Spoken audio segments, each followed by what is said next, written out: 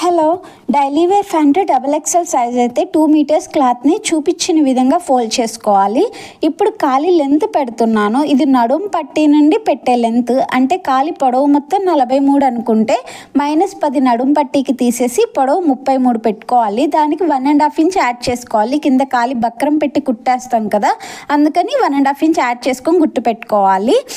ఇప్పుడు పిస్తా పొడవు 10 ఇంచెస్ పెట్టుకోవాలండి. కింద కాలి లూజ్ నుంచి ఆదికి తగినట్లుగా పెట్టుకోవాలి.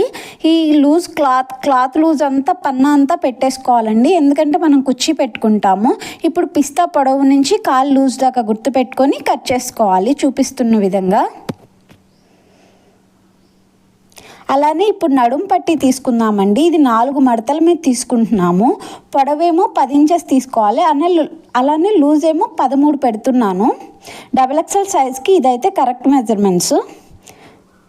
దీన్ని కూడా ఇలా కట్ చేసుకొని మిగతా క్లాత్లో థ్రెడ్ కట్ చేసుకోవటమే. వీడియో మీకు నచ్చితే లైక్ చేయండి, షేర్ చేయండి అండ్ సబ్స్క్రైబ్ చేయండి.